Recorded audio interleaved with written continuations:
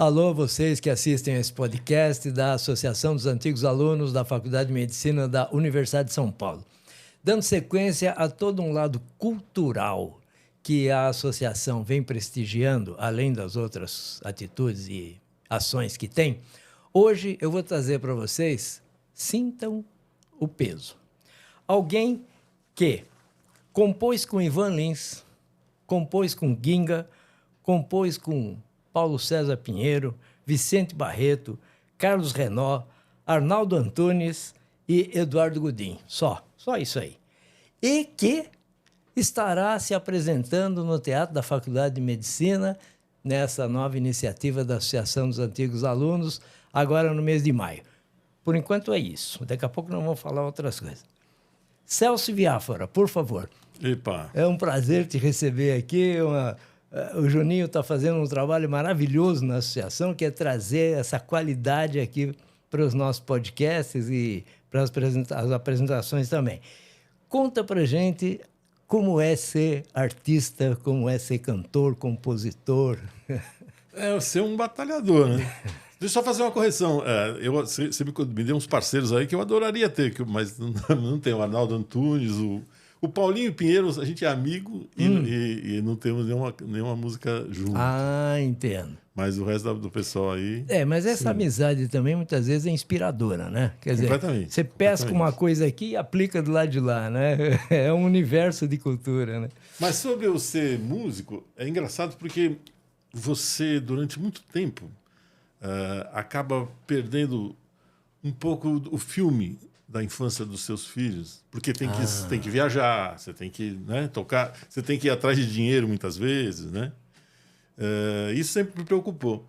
Meu filho hoje é músico também, ele é do grupo 5 a Seco, né? E quando teu filho te acompanha, vem aquela sensação gostosa, assim, que apesar de tudo valeu a pena e que eu também não traumatizei o menino, senão ele ia ser outra coisa, né? Mas um pouco ser artista, eu digo nem só músico, ser artista no Brasil é um pouco complicado. Mas a gente faz por carinho. Você estava falando sobre profissionalismo e amadorismo, né?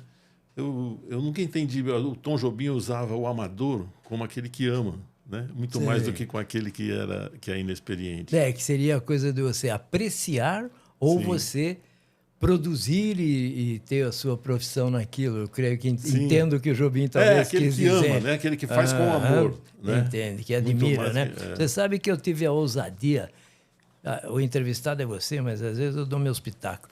Tive a ousadia de querer aprender a tocar bateria, depois fui aprender a tocar piano, depois fui aprender a tocar sax, né? Mas não para ser fui aprender a pilotar avião, mas não para ser comandante, não para admirar melhor o que vocês fazem. Sabe, que uma maneira de você apreciar o artista é você, de alguma forma, estudar um pouco daquilo que ele faz. Você sobe um patamar de observação e tudo fica mais bonito quando você vê o profissional fazendo. Eu acredito, você também participou em gravações de muitos cantores, sim, né, eu tenho na produção de discos. Cantores que gravaram músicas minhas, né? Então, assim, aí o próprio Ivan Lins. Com o Ivan a gente tem umas 50 músicas em parceria.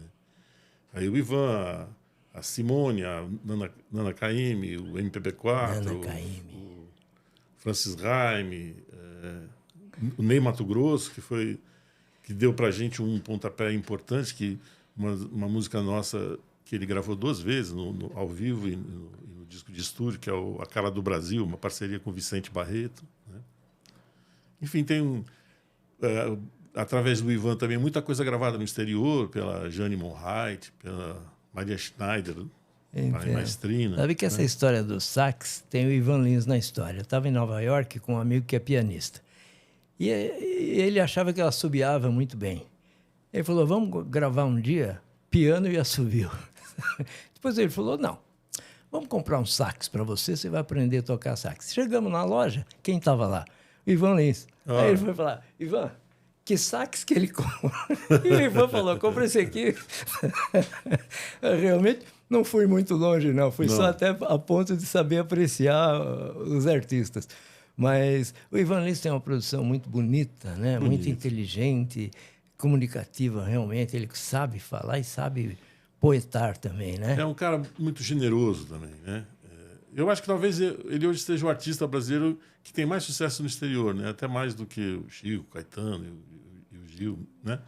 Por conta de um trabalho do Quincy Jones, que, né, impulsionou a carreira dele e tal. Impulsionou porque era boa, né? Impulsionou porque veio qualidade. Eu acho que depois do Tom Jobim, essa coisa, né, no gosto internacional, ele talvez seja o nosso artista... De maior penetração, de maior conhecimento no exterior. Agora, e ver o produto pronto? Quando você vê uma composição sua gravada por um expoente, né? Zélia Duncan, Zizi Posse. Como é que é isso aqui? É a sensação do ufa, né? Deu certo. E muitas vezes você nem tem ela como pronta ainda. É engraçado que hoje em dia, com o eletrônico, né? Quando eu comecei, você para mixar uma música... Era no botão, você aumentava aqui. Agora é tudo automático. Ele já entra antes e faz por você. Então você nunca termina aquela música, você abandona. No momento você fala, chega, tá bom, vamos gravar. É que nem quando você se mete a reformar a casa, né? Isso. Você não termina, você desiste. Isso. Você fala, tá pronto, chega. Eu tenho uma amiga que era artista plástica, que é artista plástica, e ela fica 6 meses na Itália e depois vem aqui para o Brasil e aqui ela produz. E ela diz, eu começo pintando quadro, mas aí eu acho que não ficou bem como eu queria. Aí eu faço um outro para corrigir ou, de uma certa forma, melhorar aquilo. Depois eu faço um outro para melhorar mais e vou melhorando. Aí quando chega uma coisa que eu acho que está boa, eu exponho aquilo tudo. Mas não quer dizer que quem compra o quadro goste mais do último, né? Cada um enxerga ali uma coisa. E eu vejo na música... muito mais fácil do que na arte plástica, essa transmissão, essa revelação de emoções, né? A música tem uma presença na nossa vida que é uma coisa... Eu acredito que para o compositor também... Sim, completamente. Eu me curo muito com a música, sobretudo no emocional, né? Às vezes, quando está com o emocional abalado, você está meio... Antes do Rivotril, você corre no violão. Só toma o Rivotril se não funcionar o violão. Mas aí o negócio é bravo. Já procura o pronto-socorro. Mas geralmente funciona. Funciona. Funciona e funciona bem. Funciona. E tem umas coisas que você está falando, né? Eu me lembro a primeira vez que eu ouvi a minha música no rádio. É uma emoção muito grande, né? É um filho tirando diploma, né? Tirando medalha na natação. É um negócio assim. E é tudo filho igual, né? Você já se pergunta, qual a música que você gosta mais? Eu não tenho, assim, uma música minha preferida, né? Agora, acontece o contrário também, de você terminar uma obra e falar, meu Deus, depois você começar achando defeito, não? Principalmente se eu compus bêbado. Eu fiz umas 2 vezes essa besteira. Achei que eu falei, bom, eu fiz uma mistura aqui do Tom Jobim, Caetano Veloso, João Bosco e Paul McCartney. Liquidificador. No dia seguinte eu acordo, tu vê aquela maravilha que eu fiz. Nossa. quando a crítica volta, né? Mas eu acho que a autocrítica é a forma mais... É a prova mais contundente de que você realmente está amadurecendo na música, né? Perfeito. Outro dia um amigo me comentou, falou... É engraçado, eu acho a tua obra impecável, não tem nenhuma coisa ruim, assim. Putz, você não sabe o que eu deixei lá em casa. O que eu escondi lá em casa para que ninguém, futuros herdeiros, não achem. Futuros amantes, como diria Chico Buarque. Me faz lembrar uma história que o meu pai, ele era meio conselheiro da família, porque se deu razoavelmente bem, então os mais jovens iam lá se aconselhar com ele, né? Anos mais tarde, um dia conversando... Você acha que eu eduquei vocês bem? Eu falei, pai, só assim, muitos amigos meus, o pai tinha livraria, ele levava na livraria para trabalhar. O outro tinha indústria e levava na indústria. E eu não pude te acompanhar nisso, né? Ele falou, mas por quê? Você acha que eu tinha coisa para te ensinar? Eu falei, pai, você é o cara que dava conselho para a família inteira. Ele falou, você acha que eu sou bom? Porra! Ele falou, você não sabe as besteiras que eu fiz. Acho que mas é isso, né? É isso. Eu acho que a grande virtude do compositor não é compor sempre, é saber quando ele compôs mal. É que nem produzir disco, né? Eu produzi os últimos discos meus. E eu acho que aprender a produzir disco, às vezes você tirar do álbum ali a melhor música, aquela música que você acha que é a melhor música sua no momento. Mas, porque eu acho que quando você... Sobretudo, agora com o negócio de subir para os Spotify, para as coisas todas, ficou uma coisa mais esparsa. Mas quando você faz um disco, ele tem que contar uma outra história, né? A justa posição das músicas, essa em primeira, depois vem essa, ela vai contar uma outra história, que é a história do disco. Cada música tem a sua historinha, né? E então, alavanca para a próxima, vamos dizer. Porque de uma certa maneira... Tem um às vezes as pessoas ali. nem percebem, mas é intuitivo, né? Funciona mais um disco que você... Quando você termina, você fala, se eu colocasse isso aqui, eu me incomodaria. Prefiro que fique ali onde eu coloquei, é isso? Assim? Sim, mas sobretudo se eu colocasse essa... às vezes tem uma música que você coloca ela... Lá, a primeira música não é. Você coloca a terceira música, derruba tudo. Põe a quinta, não, para terminar. Não, daí fala que uma coisa, é a melhor que eu tenho, mas que sutileza. É o tempo dela, é o tempo sutileza, dela. né? Você vê... As coisas têm seu tempo, né? Tudo. Não é só a música. E essa visão, né? Eu não me lembro de ter ouvido nenhuma sequência de músicas em que eu tivesse me preocupado com isso. Possivelmente eu me deixei levar. Sim. Né? Que acho que é o intuito. Claro. Mas fazer essa análise jamais. Minha mulher fala, eu fico vendo você fazer roteiro de show, você conta uma historinha, mas ninguém percebe. Eu falei, não percebe, mas intui.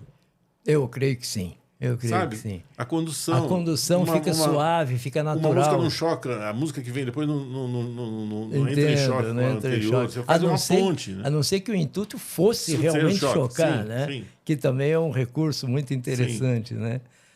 Rapaz, eu imagino, cada coisa é um universo, cada universo é fascinante, né? Eu acredito, compor, ajudar os outros a compor, ajudar os outros e participar a gravar e a produzir as suas obras. Deve ser... 24 horas por dia, né? Sonha com isso. A literatura tem me tomado um pouco também agora, né? Literatura. E teatro também, eu escrevo algumas coisas para teatro. Deus. Eu tenho 3 romances, né? Então estou escrevendo o 4 E livro agora. também. São 3 romances. E tem o quarto. Isso é recente? Tem 4 peças. Ou é aquela coisa que ficou guardada lá na gaveta há muito tempo e você terminou agora? Não, eu tô fazendo 50 anos, né, de música. A primeira vez, eu ganhei um festival com 15 anos em Presidente Venceslau. Então eu tenho isso como o início da minha carreira, né?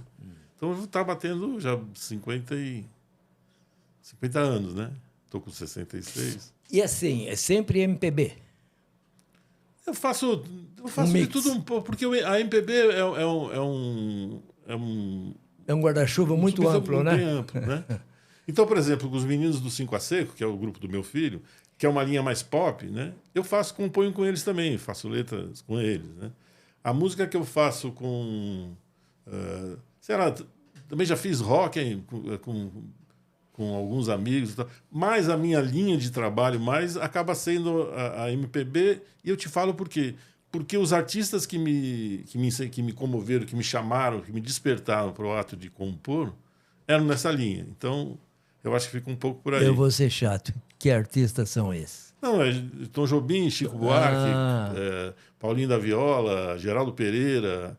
Eu fui recebendo esses caras assim. Meu pai não tocava nada, mas ele é um ótimo ouvinte. Daí ele me chamava. Eu me lembro que eu escutei uma música do Chico Buarque que eu adorei, que era o Desencanto. A sua lembrança me dói tanto, que eu canto para ver.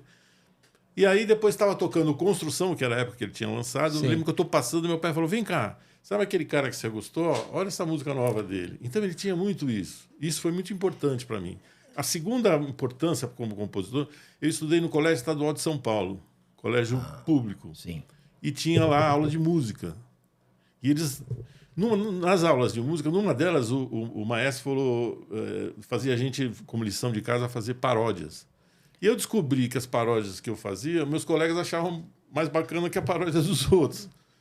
Aí isso me levou a entrar mais nesse universo. Aí parei com as paródias. Fiz umas paródias de palavrão, que é para fazer mais...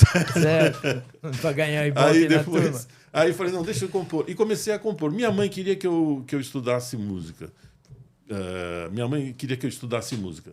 Queria que eu... Aí ela chamou uma professora de violão, chamou não sei o quê. Eu queria jogar futebol. Com uns 4, 5 anos eu queria ser motorista de ônibus. Era normal. Até que eu comecei a compor. No ato de compor, aí eu fui correr atrás para estudar violão. Comecei primeiro a compor. Entendo. Depois Aí para fui estudar violão viabilizar, para melhorar, para se achar para naquilo. poder ficar mais rico, o caminho mais tranquilo, um caminho. Entendo, Né? uma produção mais Aí fiz isso bem aí, adornada. só depois do Festival da TV Cultura, já tinha uma carreira que eu fui estudar mesmo música na Fundação das Artes em São Caetano. O seu instrumento principal é o violão, Violão. mas você é cantor também. Cantor. Sim, eu canto e toco violão. E aprendi a escrever arranjo, né? Escrevo pacotes, escrevo...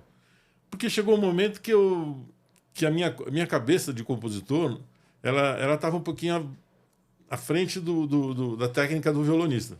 Então, o que eu fazia? As coisas mais difíceis eu escrevia para os músicos, para toca você que eu vou aqui na minha. Mas agora, tanto a composição quanto tocar violão é inspiração e transpiração. Sim, é uma inspiração no início e o resto, transpiração. A transpiração, eu só fui ter o prazer disso depois de algum tempo. Eu tinha uma necessidade de fazer um volume de músicas e tal. Aí chegou um momento que eu comecei a ter o prazer naquela coisa de ser o ourives, sabe? De ficar ali... Eu tenho um samba que eu fiz com um compositor de Mato Grosso, que é o Guilherme Rondon. Ele me passou e ficou a última frase. Eu fiquei quase 1 ano e meio para fazer a última frase. Para polir a última frase. Aí ele me ligou um dia e falou assim, já decidi aqui. Eu arranquei a minha última frase do coisa, a música tá pronta. Eu falei, não, espera que eu... E aí terminei esse samba. Porque eu gosto, assim... As pessoas às vezes me chamam, eu falo que eu sou um pouco meticuloso demais, mas eu acho que é isso, né? Já tenho tanta música que agora você tem que caprichar no coisa. Você não vai querer fazer mais do mesmo. Embora o mesmo seja bom, né? Acho que querer se superar... a gente não vive sem sonho, né? Tem que sonhar, tem que estar encantado e buscar esse esmero, essa coisa. Eu acredito que é uma tremenda impulso que a gente tem quando você busca... Eu lembrei que o Chico Buarque falou um negócio muito interessante, que ele falou, compor é para jovens. Eu componho o fio de juventude que me resta. É lindo isso, né? Pô. E é um pouco essa história. E aí a gente não pode abusar muito do fio da juventude. Então você fica caprichando, limpando. E tentando levar em frente, levando em frente, né? Vamos aproveitar o último fiapinho. O último fiapinho é difícil, porque acho que a vida é curta para quantidade de emoções. Né? Exato. Você precisa do fio da juventude para compor, e o ato de compor devolve uma energia, né? Libera uma série de hormônios que te revitalizam. E eu acho que também que assim, a própria composição é um desafio, eu creio, na medida em que ela está sendo composta, né? E a dar uma coisa por completa, que não seja nota 11, mas que seja nota 9, né? Te deixa a coisa de falar, será que não dava para fazer uma outra coisa? Ou se vem uma ideia boa, que você fala, como é que eu aproveito? Eu creio que seja assim, estou tentando viajar na cabeça de um compositor, né?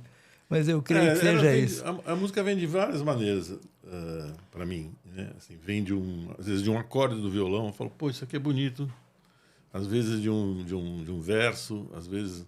Mas sempre de uma necessidade de falar coisas, sabe? Eu costumo, já falei várias vezes isso, porque tenho certeza de que é verdade. Eu acho que o dia que eu não tiver mais o que dizer, eu paro de compor. Ultimamente está difícil, porque... O que tem para dizer não é muito agradável de se ouvir, né? Mas, enfim, a gente segue. Eu tenho uma necessidade visceral de dizer coisas, e aí eu falo através da música, agora também através da literatura e tal. Mas também, talvez, não sei se talvez possa concordar comigo, que em tempos menos bons... né, em que você fala, eu não tenho muitas coisas boas para dizer, mas dizer essas coisas é necessário. Eu acho que deve satisfazer também. Você tem compositores que fizeram composições de uma beleza, de um romantismo, de uma harmonia maravilhosa e que também fizeram composições críticas. Chico Buarque é um deles. Sim. Né? Tem achados de uma beleza lírica enorme, e outra você pega a construção, por exemplo, ela associa as duas coisas, né? Como acha aquelas figuras, aquelas imagens que transmitem tão bem a ideia, né? Dentro de um quadro tenebroso, horroroso, e real. Sim, sim. Porque aquilo acontecia e acontece. Hoje menos, talvez. Na verdade, eu não me furto de fazer. O que eu digo é assim, eu gostaria muito mais de fazer uma canção mais azul. Sim, Né? uma canção... menos cinzenta. Mas as pessoas falam que vão no meu show e sempre choram, assim, porque eu toco em alguns assuntos que realmente... deixa um pouco desconfortável, às vezes. O Gonzaguinha tem uma música que ele diz: eu apenas queria que vocês soubessem que aquela alegria ainda está comigo. Sim. Né?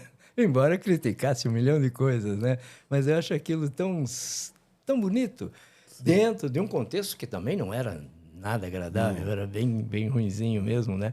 Mas aquela alegria ainda está comigo. Eu acho que no contexto desagradável, talvez a função da arte fique mais necessária, né? Então, eu acho que por isso que eu não me furto, não, de fazer. E é aquela coisa, né? Que tá tão dentro de você a arte, a composição, a música, a harmonia e etc, etc, que assim,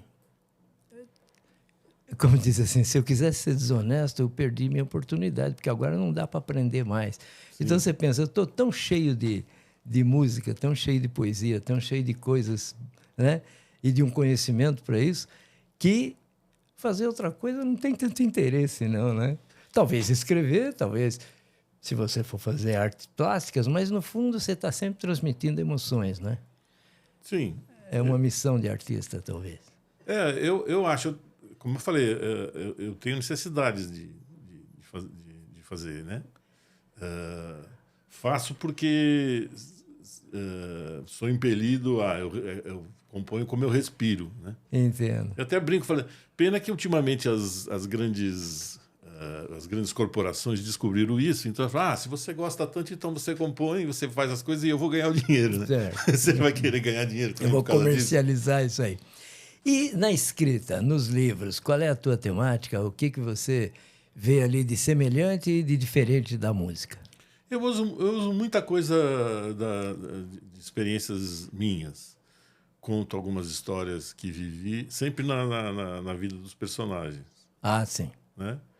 E no início eu nunca parto de esboços, assim, já li algumas coisas dos grandes escritores que tinham essa coisa, dos esboços e tal.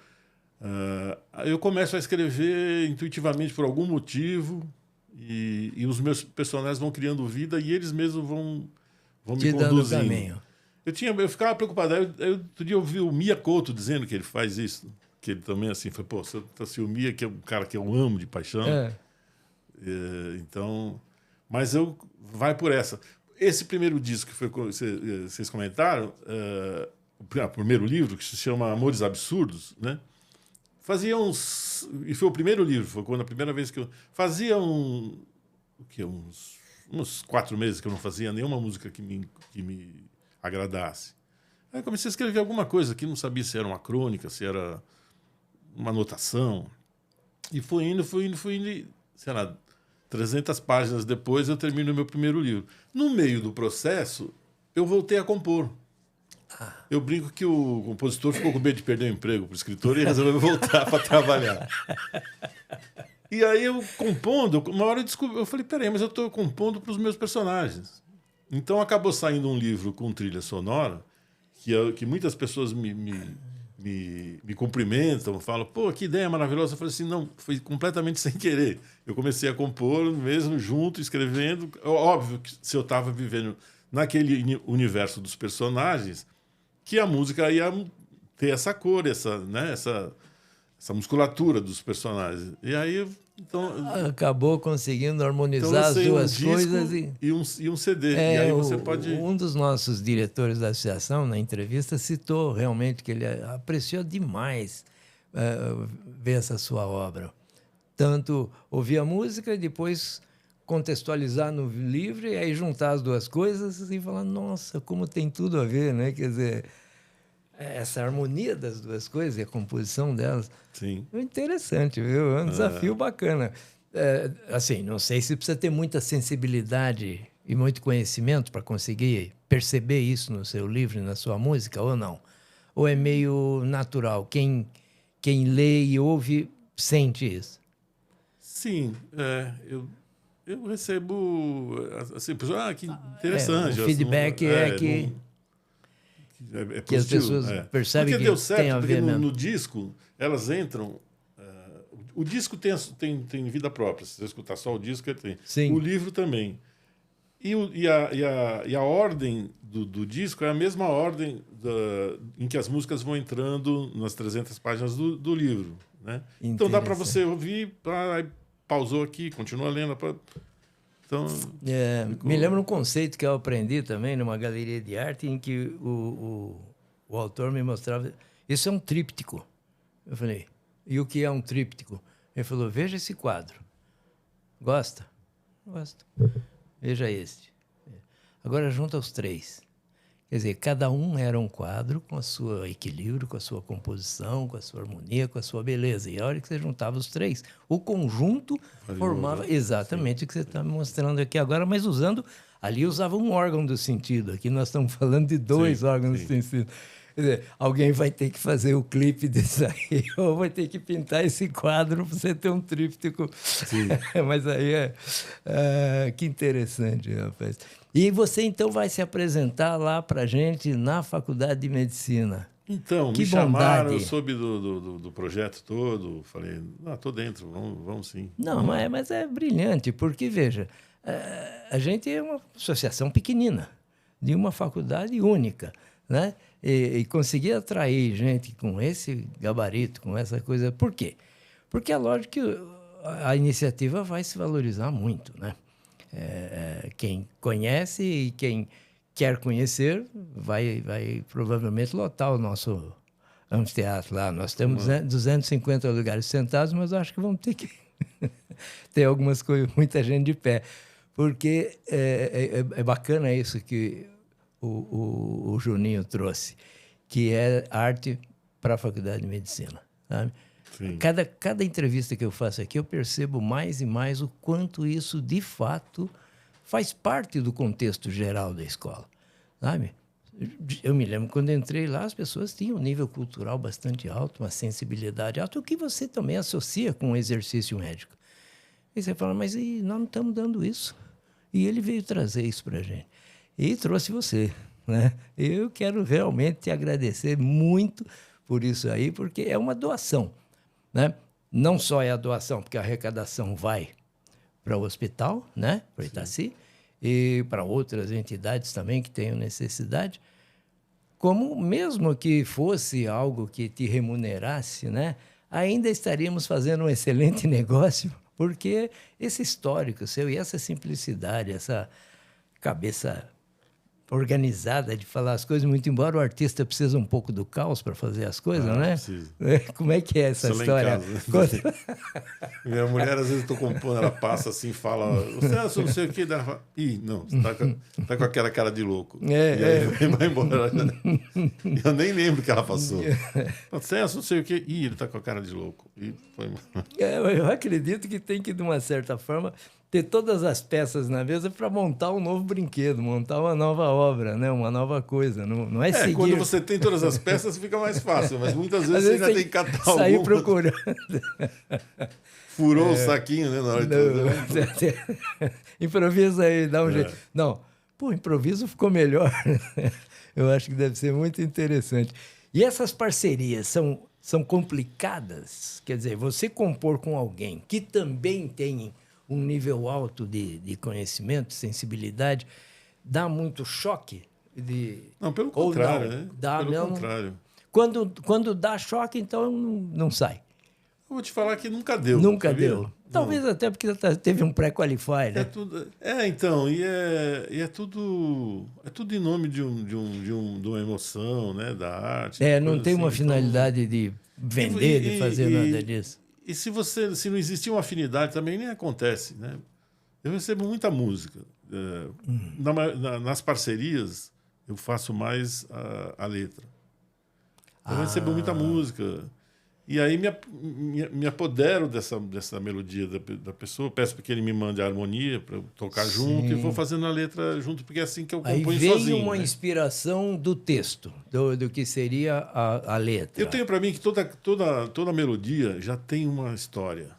ela tem uma história. Você tem que achar essa história. Ela veicula uma mensagem que você... tem que achar essa história. E eu falo isso porque, nesses anos todos, algumas vezes eu fiz um texto literariamente muito bom, mas que na hora que você, junto com a música não encaixa dava. na música. Aí você às vezes tira, faz uma coisa menos rebuscada e tal. É um trabalho Mas então aí já estava uma habilidade que veio para os livros depois, então. Sim. Né? O primeiro livro eu escrevi com mais de 50 anos. Então, assim, já... Porque a literatura, eu acho que ela tem que ter exigir um pouco mais de sabedoria, de experiência de vida, né?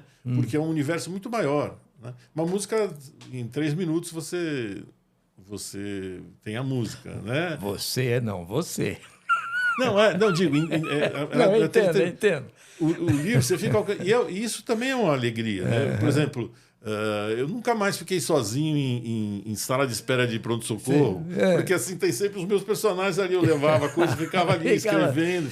Então você acompanha. Quando termina o coisa, quase dá depressão, porque é como se você fosse abandonado por aqueles personagens todos. O Jeep na estrada, o pessoal indo embora, né?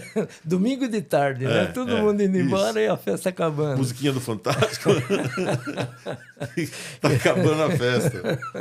E assim, o andamento e a temática nos livros são muito diversas. São coisas que...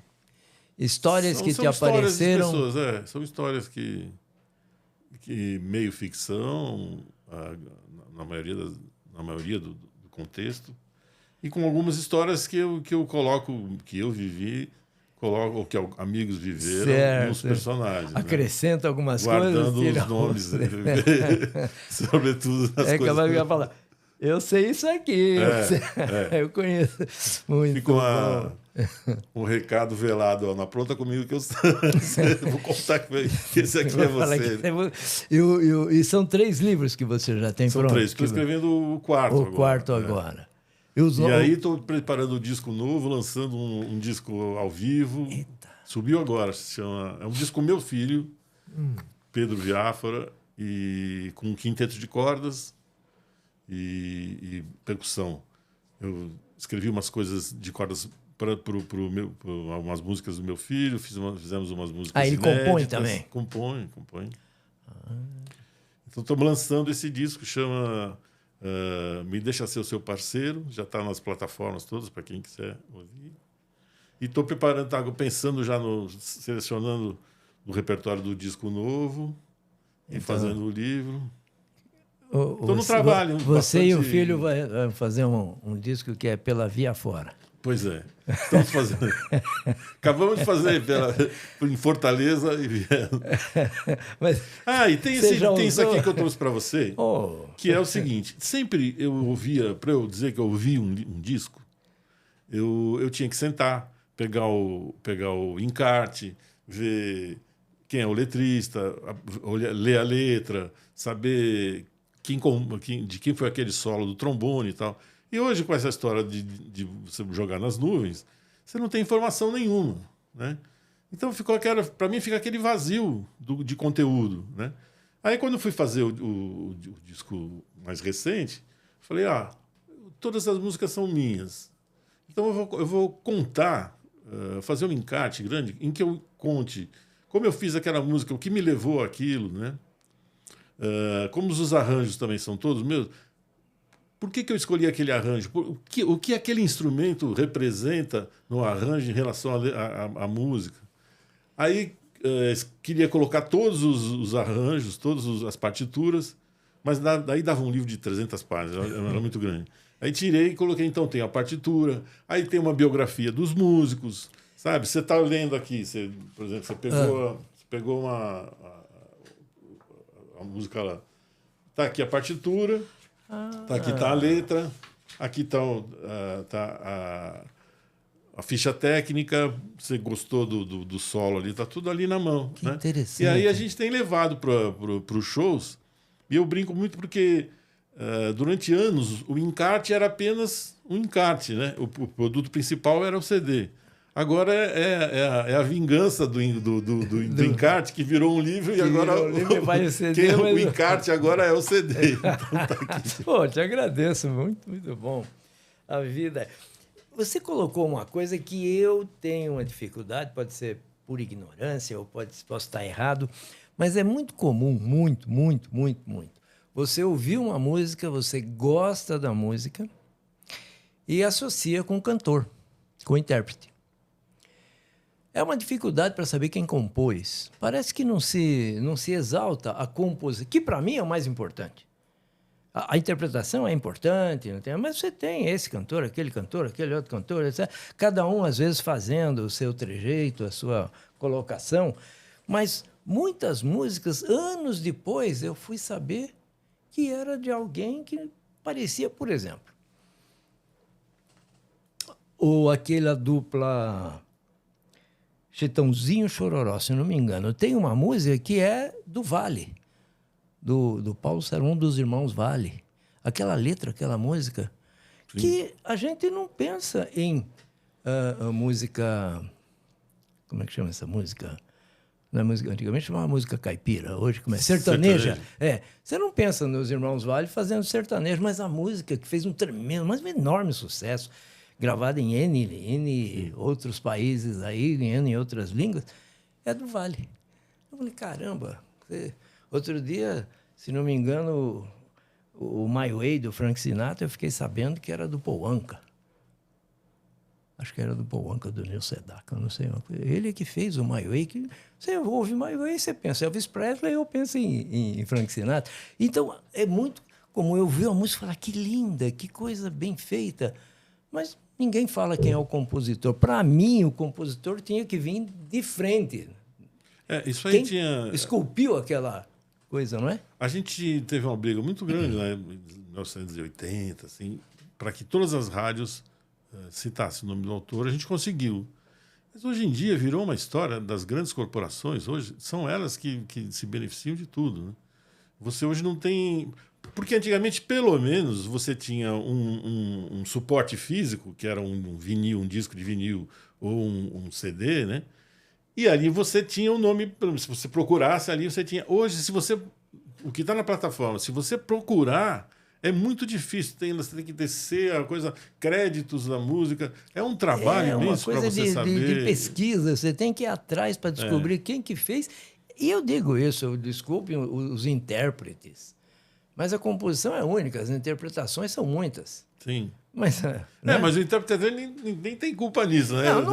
Não é questão de culpa, é questão assim, ele é o que aparece, né? Quer dizer, é como você elogiar o garçom, mas quem fez foi o cozinheiro.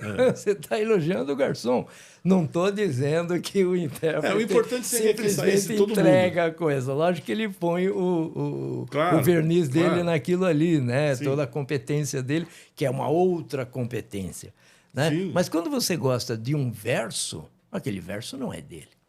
Né? Você tinha que saber de quem é. Eu vou falar uma coisa para você. Eu acho que a profissão de músico é uma profissão em extinção, se não se fizer alguma coisa. Porque as grandes corporações não remuneram. Né? E aí se alega, você usa esse disco para você fazer, através dele você fazer show. Sim. O compositor, aquele que não canta, que não faz show, esse cara está em extinção. Sabe, aquele cara que ficava no morro de Mangueira, e o Zeca Pagodinho subia e gravava um samba dele, e durante um ano esse cara vivia legal através disso. Esse compositor... Não vai existir mais. Que coisa, porque não tem remuneração, né? Tem que se inventar. Sei lá, tem que se pensar de alguma maneira. Hoje as pessoas não pedem nem licença para gravar. Eu descubro que o cara gravou minha música. Gravou uma música... Antigamente você tinha que ter, né? Autorização e tudo mais, compositor. Né? Hoje, quando você descobre, aí você comunica a sua editora e ela vai atrás. Ou seja, e aí você vira investigador, você vira compositor, produtora, investigador, fiscal. Tudo. Que interessante. Olha, você é aquele tipo de artista com quem a gente teria que ter oportunidade de conversar muitas vezes, sabe?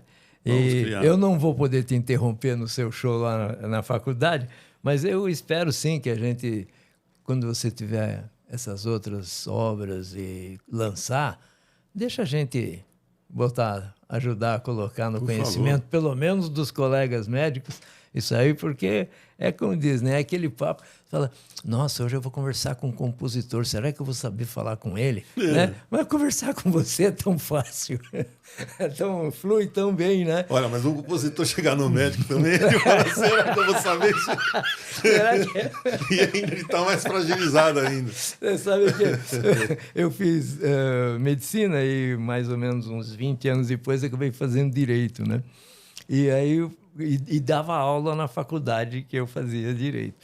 E quando eu me formei, fiz OAB, etc., me perguntaram, escuta, é mais fácil ser médico ou mais fácil ser advogado? É muito mais fácil ser médico. Mas por quê? Médico eu brigo com bactéria, com vírus. Direito eu brigo com outro cara como eu, pô.